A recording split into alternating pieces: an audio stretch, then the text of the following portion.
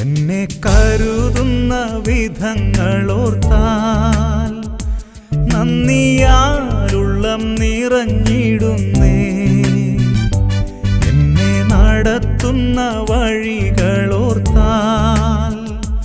ആനന്ദത്തിൻ അശ്രു പൊഴിഞ്ഞിടുമേ.